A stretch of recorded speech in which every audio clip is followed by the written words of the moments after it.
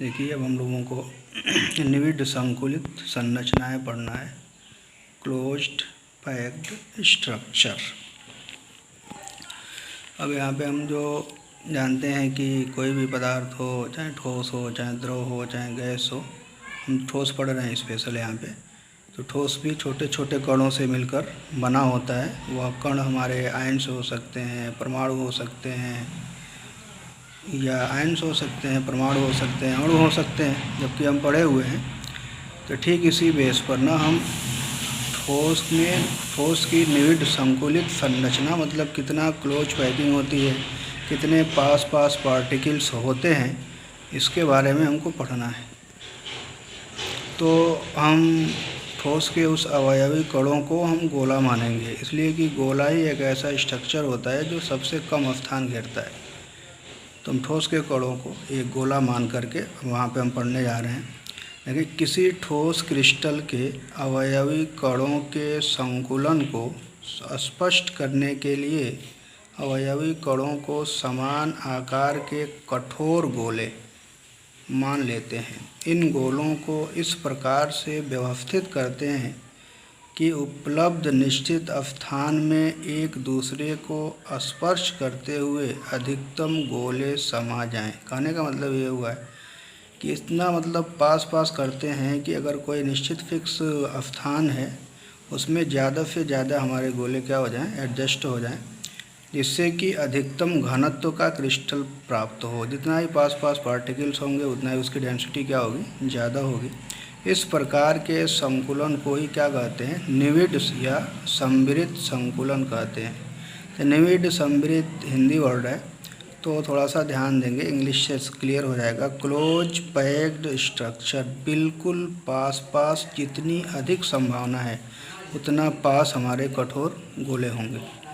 इसी के संबंध में एक हमको डेफिनेशन पढ़ना है, नाम है उसका उपसंयोजन या समन्वय संख्या, कोऑर्डिनेशन नंबर। ये क्वेश्चन ये पूछता भी है कि कोऑर्डिनेशन नंबर किसे कहते हैं। तो किसी जालक में एक परमाणु के चारों ओर उपस्थित निकटवर्ती परमाणुओं की संख्या उपसंयोजन संख्या कहलाती है। निकटवर्ती परमाणु का मतलब होता है पड़ोसी, उसके नेबरहुड में मतलब कितने, मान लीजिए कोई एक गोला है, उस गोले को अधिकतम कितने गोले टच कर रहे हैं, वही उसकी क्या कहलाती है, उपसंयोजन संख्या। यह क्रिस्टल जालक की प्रकृति पर निर्भर करती है।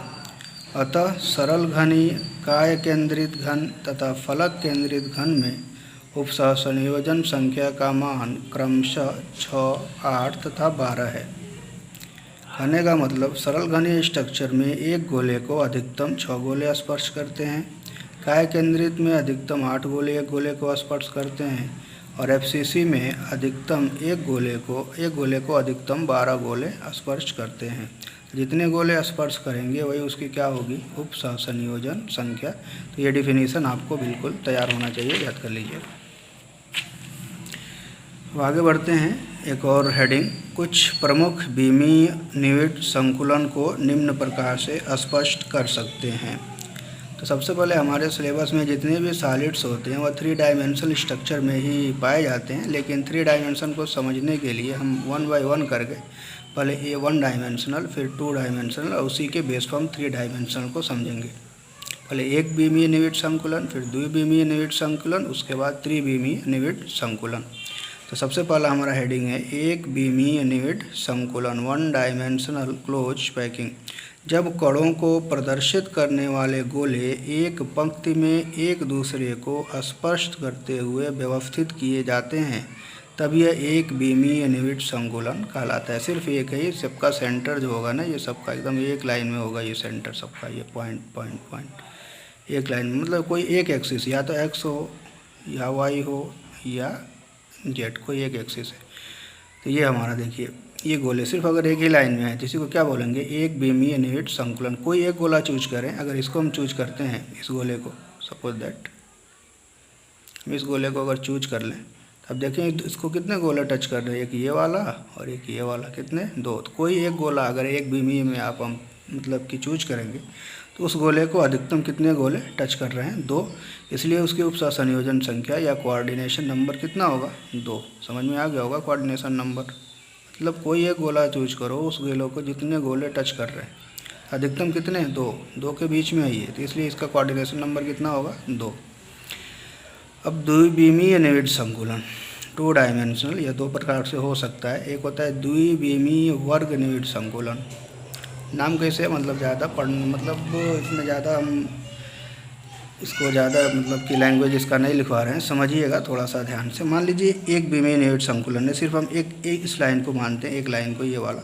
अगर इस लाइन को लें तो ये एक विमीय निविड़ संकुलन है। तो ये पहली पंक्ति हमारी ए है। ठीक इसी टाइप की हम दूसरी पंक्ति अगर यहाँ पे रख दें, मान लीजिए हमारा एक्स एक्सिस अगर हो, तो यहाँ से अगर हम नीचे आएंगे तो ये हमारा क्या होगा? वाई एक्सिस, और ये हमारा क्या होगा? X axis. ठीक है, तो ये एक्स वाई दो भी में हो गया। अब हमको इस तरह से इसको व्यवस्थित करना है कि दूसरी जो लाइन जो बन रही है हमारी, ये सेकंड वाली लाइन का मतलब क्या है ना, ये गोले के ठीक सामने अगला गोला हो। ठीक, फिर उसके बाद से अगली पंक्ति हमारी इस गोले के ठीक सामने ये वाला गोला, फिर इस गोले के ठीक सामने ये वाला गोला हमारा। मतलब ध्यान से समझिएगा। मान लीजिए पहली पंक्ति हमारी ये एक ये गोला बना दिया हमने यहाँ से यहाँ तक, तो ये 1 डायमेंशनल हुआ। फिर उसी 1 डायमेंशन एक और पंक्ति उसी टाइप की लेके इससे टच करते हुए बनाते हैं। मतलब एक गोले के ठीक सामने गोला। अगर दोनों पंक्तियों को हम देखें, इसको और इसको, तो दोनों आइडेंटिकल है। ये दोनों पंक्तियाँ एक ही तरह की है दोनों, ए।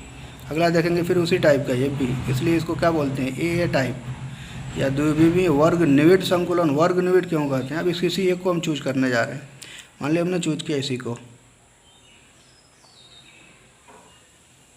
इस गोले को हमने चूज किया। अब इसको अधिकतम कितने गोले स्पर्श कर रहे हैं? ध्यान से देखें हम, 1 2 3 4 आइडेंटिकल गोले हैं। गोलों की साइज़ समान है। यहाँ बनाने में छोटा बड़ा दिख रहा है, लेकिन गोलों की साइज़ बिल्कुल समान है। तो ये 1 2 3 4, तो चारों के सेंटर को हम मिलाते हैं तो क्या बन रहा है? वर्ग बन रहा है, एक स्क्वायर बन रहा है। इसलिए नाम क्या होगा इसका? द्विविमीय वर्ग निविड़ संकुलन। एक कंडीशन यहाँ पे 2 टाइप से हम बता सकते हैं, 2 टाइप से हो सकता है। तो पहला तो हमारा ये हो गया द्विविमीय वर्ग निविड़ संकुलन। अब यहाँ पे हमने गोला बनाया, बनाते बनाते बनाते ये बना दिया। तो गोला कितना हो सटा के रखें, खाली स्थान तो मिलेगा उसमें। ये हमारा खाली स्थान दिख रहा है, ये बीच में गैपिंग दिख रही है। मतलब एक गोले को अधिकतम कितने गोले टच कर रहे हैं? 4। तो कोऑर्डिनेशन नंबर कितना होगा? 4। सब पंक्ति एक टाइप की है, इसलिए टाइप क्या होगा? ए टाइप। संकुलन क्षमता मतलब कितने गोले, मतलब इसमें गोला रखने के बाद कितना पार्ट हमारा इस पूरे क्रिस्टल का भर जाएगा कंप्लीट, और कितना बाकी रहेगा। तो संकुलन क्षमता का मतलब होता है ना कितना, मतलब कि डेंसिटी उसकी, मतलब कितना, इतना % भर गया, 52.4%। जितना बचेगा वह क्या होगा? खाली स्थान। अब यहाँ पे आते हैं हम, द्विविमीय षटकोणीय निविड़ संकुलन। अब देखिए यहाँ पे हमने ये पहली पंक्ति बनाई। अब यहाँ पे हम दूसरी जो पंक्ति रखने जा रहे हैं, हम इस दूसरी पंक्ति को इस प्रकार से एडजस्ट करने जा रहे हैं कि ये जो गोले हैं ना, मान लीजिए ये गोला हमारा एक हो गया, ये देखिएगा ध्यान से, ये मान लीजिए गोला ये और ये गोला ये, ठीक है, ये 2 गोला हमारा बना। तो एक में हमने क्या किया था, उसमें इस गोले के ऊपर एक गोला रखा, इसमें इन गोलों के बीच में ना ये गोले हैं, ये गोलों के बीच में ये जो खाली स्थान दिख रहा है ये इसको हम बोलते हैं अवनमन। अब हम अगला गोला क्या रखेंगे? वहाँ पे रखेंगे, इसके अवनमन में, ऐसे करके ऐसे हमारा बनाएंगे अगला। समझ में आ रही बात? अवनमन में जैसे ये हमारा देखो, ये हमारी पहली पंक्ति बनी 1 डायमेंशनल वाली। अब यहाँ पे देखिए इस दोनों में अंतर क्या है? ये गोले के ठीक ऊपर गोला है, यहाँ पे गोले के अवनमन में ये गोला, ये फिर यहाँ पे एक, फिर यहाँ पे, फिर यहाँ पे, फिर यहाँ पे, फिर यहाँ पे, फिर यहाँ पे करके हमने यहाँ तक बना दिया। फिर उसके बाद फिर यहाँ सेकंड लाइन, फिर यहाँ से अवनमन में ही रखेंगे, इसके बीच में जो खाली स्थान है गैपिंग है, ऐसे करके। फिर यहाँ पे इन दोनों के बीच का ये गैप है, तो एक यहाँ पे, एक यहाँ पे, एक यहाँ पे। बस कंडीशन ये है कि बिल्कुल पास होना चाहिए, एकदम सटा के रखना है। अब किसी एक को टच करने जा रहे हैं हम, ये वाला। मान लीजिए इस गोले को हम ले लिया हमने। अब देखिए इससे अधिकतम कितने गोले स्पर्श करने हैं इसको? 1 2 3 4 5 6। तो 6 के सेंटर को मिलाने पर हमें क्या मिला? एक हेक्सागन मिला। इसलिए इसको क्या बोलते हैं, द्विविमीय षटकोणीय निविड संकुलन। कितने गोले स्पर्श कर रहे हैं, तो 6, इसलिए कोऑर्डिनेशन नंबर कितना होगा, 6। ये पहली पंक्ति, ये वाली, ये सेकंड वाली, ये देखिए ये दूसरे टाइप की दिख रही है, ये लाइन दूसरे टाइप की, ये लाइन दूसरे टाइप की। तो फर्स्ट वाले को ए अगर मान लें तो सेकंड वाले को बी। अब ये थर्ड वाला आ रहा है, ये जो थर्ड है ना, इन दोनों का सेंटर देखो सेम जा रहा है, ये दोनों सेम सेंटर है, ये वाला ये सेंटर सेम हो गया, इसलिए ये थर्ड वाला क्या होगा, ए टाइप का। फिर अगला वाला क्या होगा, बी, ए बी। तो इस टाइप का क्या टाइप कहलाता है, ए बी टाइप के निविड संकुलन। तो द्विविमीय षटकोणीय निविड संकुलन। एक विमी में तो कोई दिक्कत नहीं है, एक एक गोला सटा के रख दिया, कोऑर्डिनेशन नंबर 2। लेकिन जब द्विविमी का नंबर आएगा तो 2 कंडीशन है, एक तो हम गोले के ऊपर गोला रखें, एक दूसरा गोले के अवनमन में गोला रखें। तो गोले के ऊपर जब गोला रखते हैं तो जो बनता है उसको बोलते हैं स्क्वायर क्लोज पैकिंग, 2 डायमेंशन में स्क्वायर क्लोज पैकिंग बोलते हैं। गोले के अवनमन में रखते हैं तो जो नया गोला बनता है उसको हम बोलेंगे षटकोणीय निविड संकुलन या हेक्सागोनल क्लोज पैकिंग। हेक्सागोनल में कोऑर्डिनेशन नंबर 6 होता है, यहाँ पे कितना होता है, कोऑर्डिनेशन नंबर 4। ठीक है, क्षमता यहाँ पे होती है 60.4 हो जाता है, इसलिए कि थोड़ा सा मान लीजिए अब 6 स्पर्श कर रहे हैं एक दूसरे को, तो थोड़ा खाली स्थान और क्या हो जाएगा, कम हो जाएगा। खाली स्थान कम होने की वजह से थोड़ी सी क्षमता बढ़ेगी और ज़्यादा डेंसिटी इसकी होगी इसकी तुलना में। ठीक है, अब हम आते हैं त्रिविमीय निविड संकुलन। यहाँ पे स्ट्रक्चर हम बनाएंगे नहीं, आपको बिल्कुल इमेजिन करके, कल्पना करके ही समझना पड़ेगा। तो जितना ज़्यादा मतलब कि इमेजिन पावर आपका सही होगा और सिस्टम सही होगा, नहीं तो अभी मार्केट में क्या बोलते हैं ना, ये छोटे छोटे बॉल्स मिलते हैं प्लास्टिक के हल्के हल्के, तो कम से कम 10-12 बॉल ख़रीद के आप सटा करके उसको चेक भी कर सकते हैं, बना करके। बुक में भी स्ट्रक्चर है, देख के भी समझ सकते हैं, लेकिन 3 डायमेंशनल स्ट्रक्चर हम यहाँ पे नहीं बना सकते, बना ही नहीं पाएंगे, बनाएंगे तो क्लियर नहीं हो पाएगा। इसलिए 1 डायमेंशन 2 डायमेंशन के स्ट्रक्चर से हम 3 डायमेंशन को समझने जा रहे हैं। अब त्रिविमीय निविड संकुलन, इसमें क्या है, इसमें है क्रिस्टलों की वास्तविक ज्यामिति त्रिविमीय होती है। त्रिविमीय संरचना द्विविमीय परतों, देखिए अभी तक यहाँ पे यूज हो रहा था पंक्ति, अब हम परत यूज करने जा रहे हैं, याद रखिएगा थोड़ा सा। त्रिविमीय संरचना द्विविमीय परतों को एक के ऊपर एक व्यवस्थित करके प्राप्त की जा सकती है। इसमें क्या हो सकता है, ये परत मान लीजिए एक हमारा ये पंक्ति मिलके 2 डायमेंशन बना। अब इसके ऊपर यही पंक्ति उठा के इसके ऊपर ये पूरा एक लेयर बन गया ये। अब इसी लेयर के ऊपर दूसरा लेयर, लेयर के ऊपर तीसरा, चौथा, पांचवा, ऐसे लेयर जब रखते जाएंगे तो हमारा क्या बनेगा, क्या बोलते हैं, नया 3 डायमेंशन तैयार होगा। तो ये भी 2 टाइप से बनेगा, द्विविमीय वर्ग निविड संकुलित परतों से त्रिविमीय निविड संकुलन। अब इससे बनाने जा रहे हैं हम वर्ग वाले से। इसमें क्या होता है देखिए, इसमें एक द्विविमीय वर्ग निविड संकुलित परत के ऊपर अन्य को इस प्रकार व्यवस्थित करते हैं कि एक परत के गोले अन्य के गोलों के ठीक ऊपर संरेखित हों। इस प्रकार अन्य परतों को भी व्यवस्थित किया जा सकता है। इस प्रकार ए टाइप का जालक प्राप्त होगा। इस प्रकार प्राप्त जालक सरल घनीय जालक होता है। कहने का मतलब ये हो गया, मान लीजिए हमारा ये एक, देखिएगा ध्यान से बना रहे हैं, थोड़ा सा कोशिश कर रहे हैं, 2 3 ये 4, ठीक है। तो 2 डायमेंशनल का स्क्वायर वाला बना, स्क्वायर क्लोज पैकिंग हम बना रहे हैं। ये देखिए ध्यान से, स्ट्रक्चर बता रहे थे, क्लियर नहीं होगा, कोशिश करना समझने के लिए, शायद समझ में आ जाए।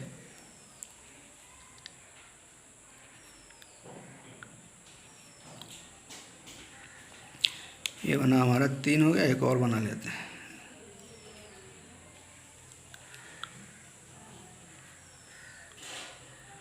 ये हो गया ना, ये एक परत। अब इस परत के ऊपर हम दूसरा परत रखें, फिर इसी परत के ऊपर एक तीसरा परत, फिर इसी के ऊपर एक चौथा परत रखें, तो हमको जो नया स्ट्रक्चर प्राप्त होगा, आप बुक में भी देखेंगे तो बनाया होगा, तो एक घन प्राप्त होगा। कहने का मतलब इसके ऊपर एक परत रखते हैं, एक,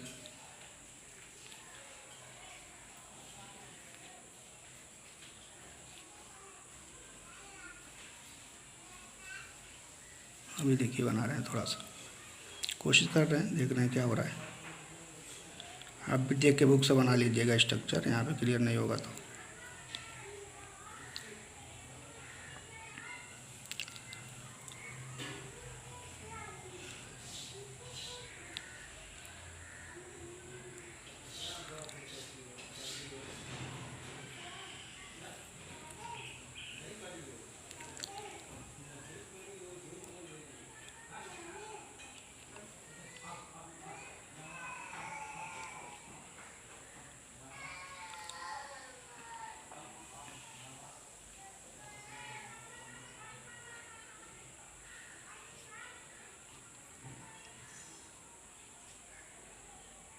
ये बना, ये बना, 4 हो गया।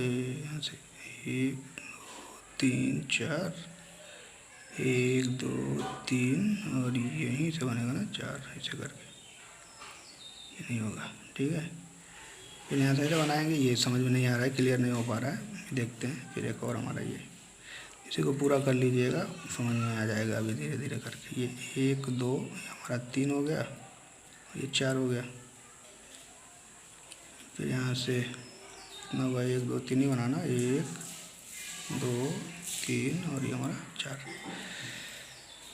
तो ओवरऑल करने का मतलब ऐसे ही बनेगा स्ट्रक्चर वर्ग टाइप का। ये सारे गोले अगर हमारे बराबर होते तो ये हमारा एक क्यूब बनता। थोड़ा सा इसको एडजस्ट करेंगे, वो गोले अगर बराबर होंगे तो हमारा ये क्या बनेगा, क्यूब बनेगा। थोड़ा सा देखते हैं, ये गलत हो गया, सही नहीं, क्लियर कर दीजिएगा। नहीं बन पा रहा है, लेकिन बनाने का तरीका यही है, मतलब बुक में देख के बना लीजिएगा कि अगर वर्ग निविड संकुलन का एक परत दूसरे के ऊपर, दूसरे के मतलब एक पहला परत, फिर उसके ऊपर एक दूसरा परत, फिर उसके ऊपर एक तीसरा परत, फिर चौथा परत रखेंगे तो हमको क्या मिलेगा, एक सरल घनी जालक कहलाता है, वही मिलेगा। ठीक है, क्लियर, इतना देख लीजिए। मेन समझने वाली यही है, सेकंड वाला, ये बहुत ही इम्पॉर्टेंट है और इससे आपको थोड़ा सा ध्यान देंगे तो समझ में आ भी जाएगा। दूसरा है द्विविमीय षटकोणीय निविड संकुलित परतों से निविड संकुलन। दो टाइप का बनाए थे वहाँ पे, एक तो वर्ग वाला से तो बनेगा, क्या मिलेगा हमको, घन मिलेगा। इसे भी एक द्विविमीय परत को अन्य के ऊपर व्यवस्थित करके प्राप्त किया जा सकता है। अब देखो, द्विविमीय परत को प्रथम परत के ऊपर रखना, दो कंडीशन यहाँ पर भी है। अब देखिएगा ध्यान से, लेके चलते हैं फिर वहीं पे हम। देखिए एक कंडीशन, ये वाला दिख रहा है ना, यही है। अब इसमें हम देखेंगे ध्यान से, ये देखिए, ये रिक्ति है, ये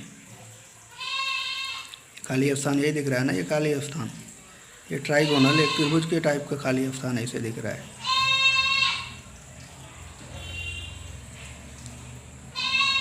मतलब एक हमारा इस टाइप की रिक्ति दिख रही है, ठीक है। और फिर ये देखिए,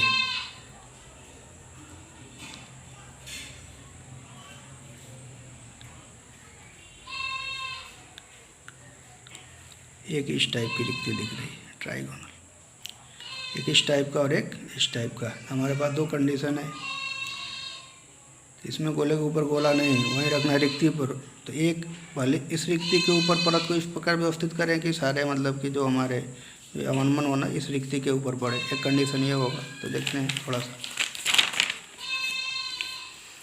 ठीक है। यदि एक द्विविमीय षटकोणीय निविड संकुलित परत ए को अन्य के ऊपर इस प्रकार व्यवस्थित किया जाए जिससे द्वितीय परत के गोले प्रथम परत के गोलों के अवनमनों या गर्तों, वही बोले थे जो खाली स्थान होता है, प्रथम परत के, यदि एक विमीय षटकोणीय निविड संकुलित परत ए को अन्य के ऊपर इस प्रकार व्यवस्थित किया जाए कि इससे द्वितीय परत के गोले प्रथम परत के गोले के अवनमनों या गर्तों में स्थित हों तो स्पष्ट रूप से एक प्रभावशाली संकुलन प्राप्त होगा। द्वितीय परत में गोलों के भिन्न प्रकार संरेखित होने के कारण इसे बी प्रकार कहते हैं। हम देखेंगे ध्यान से, जब द्वितीय परत का एक गोला प्रथम परत की रिक्ति के ऊपर स्थित होता है तो इसे चतुष्फलकीय रिक्ति कहते हैं। कहने का मतलब ये देखिएगा ध्यान से, मान लीजिए ये गोला है हमारा, 1 2 और ये ऐसे ही तो बनाए थे षटकोणीय में निविड वाला।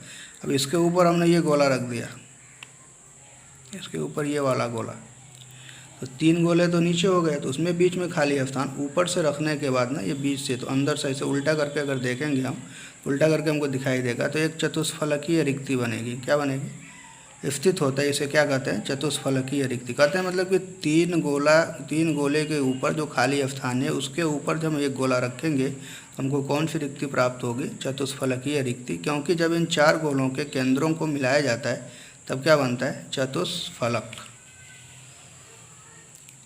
मतलब जब द्वितीय परत का गोला प्रथम परत की रिक्ति के ऊपर स्थित होता है तो इसे चतुष्फलकीय रिक्ति कहते हैं, क्योंकि जब इन 4 गोलों के केंद्रों को मिलाया जाता है तब एक चतुष्फलक बनता है। 3 गोले, 1 2, ये इसके ऊपर 3, ऐसे ही तो षटकोणीय बनाए थे, बस हम 3 ही लेकर के कल्पना करेंगे। फिर उसके ऊपर एक गोला रख दिए, तीनों के ठीक अवनमन के ऊपर एक गोला रखेंगे और अदर साइड से अगर हम देखें हमको ये खाली स्थान मिलेगा। तो 3 तो ऐसे मिलेंगे ऐसे करके, एक ऐसे मिलेगा ऐसे करके, ऐसे इसीलिए क्या कहलाएगी ये चतुष्फलकीय रिक्ति। कुछ अन्य स्थानों पर द्वितीय परत की त्रिकोणीय रिक्तियाँ प्रथम परत की त्रिकोणीय रिक्तियों के ऊपर उपस्थित होती हैं। इस प्रकार की रिक्ति को या छिद्र को अष्टफलकीय रिक्ति कहते हैं। कहने का मतलब ये मान लो, ध्यान से एक बार और देख लेते हैं। ये हमारा है द्विविमीय षटकोणीय निविड़ संकुलन, इसी के ऊपर हमको परत रखना है। हमने चूज किया सिर्फ इस रिक्ति को, ये वाला, मतलब जो भी गोले रखेंगे ना सब इसी के ऊपर पड़ेंगे, इसके ऊपर पड़ेगा। ठीक है, बनाना ही रहे स्ट्रक्चर, समझिएगा ध्यान से, सिर्फ इसके ऊपर। तो ये वाली रिक्ति तो सारी की सारी क्लोज हो जाएगी, बंद हो जाएगी। ठीक है, उधर से दिखाई देगा चतुष्फलकीय रिक्ति बनेगी। लेकिन जो ये वाली रिक्ति है, तो कभी कभी होगा क्या ना कि दोनों रिक्तियाँ, एक ये वाली रिक्ति, एक मान लीजिए ये वाली रिक्ति, ये वाली रिक्ति तो पहले से है, और एक और रिक्ति हमारी क्या मिल जाएगी, ये वाली, ये दोनों मिलके क्या बना लेंगे, अष्टफलक। ऐसी रिक्ति को क्या बोलते हैं, अष्टफलकीय रिक्ति। कुछ अन्य स्थानों पर द्वितीय परत की त्रिकोणीय रिक्तियाँ प्रथम परत की त्रिकोणीय रिक्तियों के ऊपर उपस्थित होगी, मतलब दोनों रिक्तियाँ आमने सामने हो गई। इस प्रकार की रिक्ति या छिद्र को क्या बोलते हैं, अष्टफलकीय रिक्ति कहलाती है। जैसे ये देखिए, ध्यान से अभी समझ में आ जाएगा। ये हमारा ये 3 गोला है, ये 1 2 और ये 3, और फिर उसी के ऊपर हम रख रहे हैं 1 2 और 3।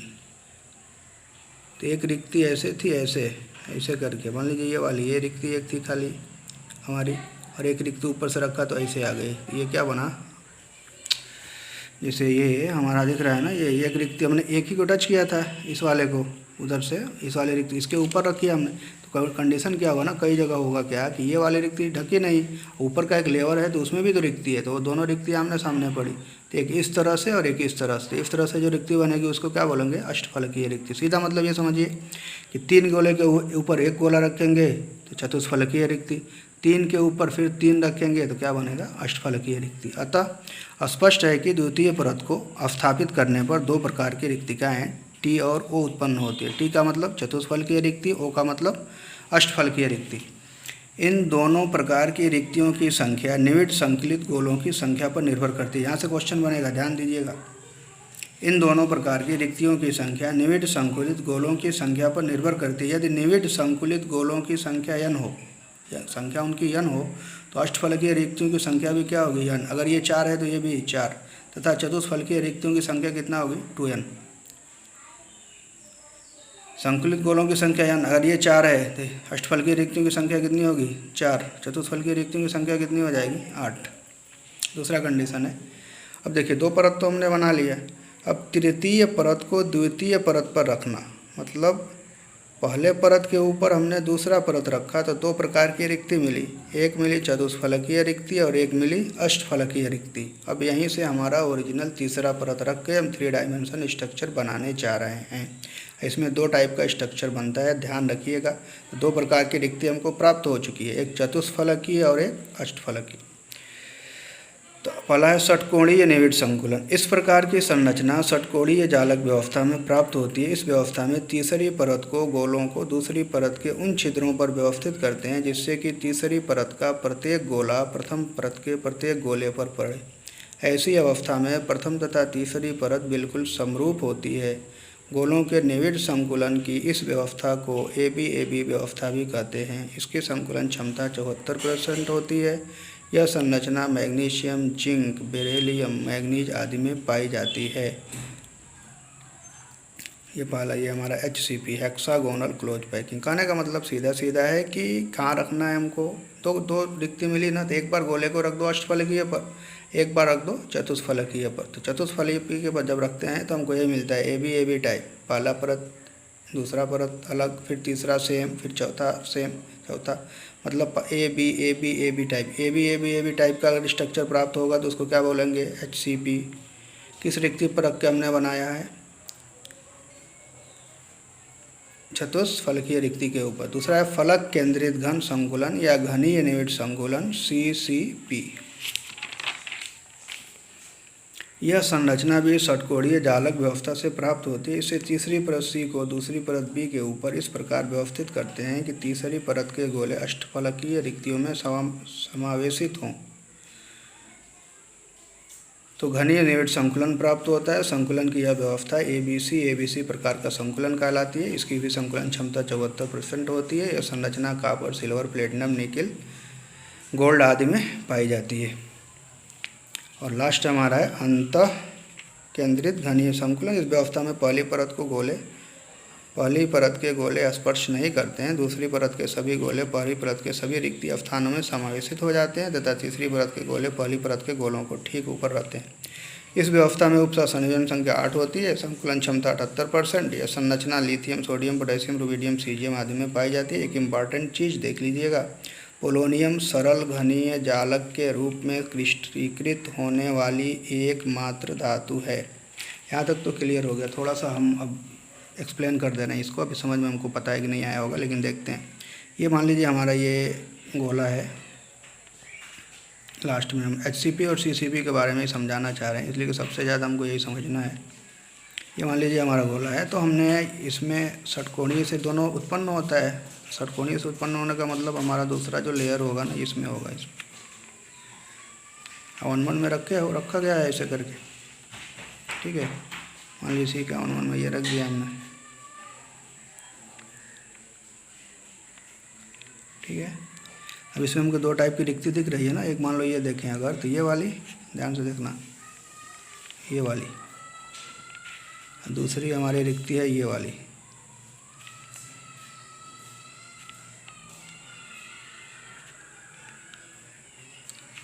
एक मतलब इस टाइप की, दूसरी हमारी इस टाइप की, ठीक है। अब हमारे पास 2 कंडीशन है। हमने ये चूज किया, इस रिक्ति को चूज किया, ठीक है। इसके ऊपर हमने गोला रखा है, इसके ऊपर ये वाला, ये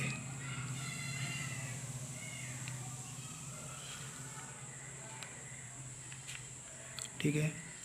उसके बाद अगला फिर हम रखेंगे इसी वाले पे, यहाँ पे ये नंबर आ रहा है ना, ये वाला, ये देखो। ये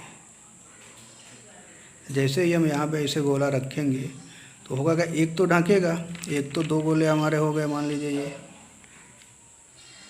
ठीक है। ये 3 गोला, ये रिक्ति है, इसके ऊपर हमने एक गोला रख दिया, तो यहाँ पे जो रिक्ति बनेगी यही क्या कहलाएगा, चतुष्फलकीय रिक्ति। ऊपर रखेंगे, उधर से देखेंगे दिखाई देगा, ठीक है।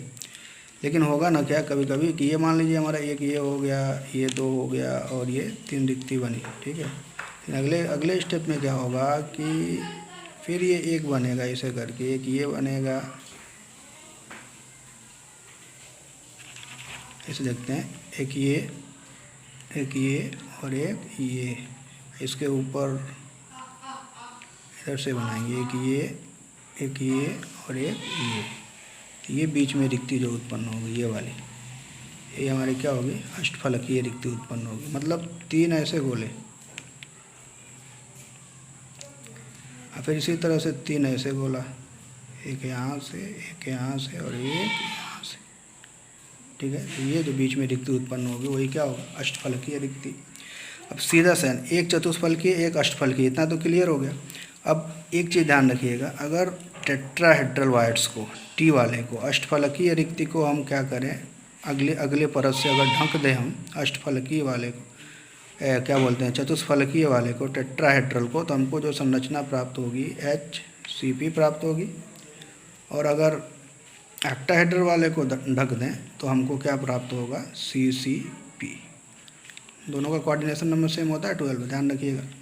HCP CCP। टेट्राहेड्रल वाइड्स को अगर परत से हम ढक रहे हैं तो जो संरचना मिलेगी HCP, इसी को क्या बोलते हैं, AB टाइप। HCP को क्या बोलेंगे, AB टाइप। और CCP को क्या बोलेंगे, ABC टाइप्स, ठीक है। तो थोड़ा सा ध्यान रखिए, एकदम सीधे, बस ज़्यादा पढ़ने की जरूरत नहीं, पढ़ लीजिएगा, समझ में आएगा तो ठीक। फिर याद ये रखिएगा कि टेट्राहेड्रल वाइड को अगर अगला परत मतलब कि क्या कर रहा है, ढक रहा है, तो हमारा HCP बनेगा। अगर ऑक्टाहेड्रल वाइड को ढक रहा है तो CCP बनेगा। HCP में संरचना AB टाइप की होती है, CCP में संरचना ABC टाइप की होती है।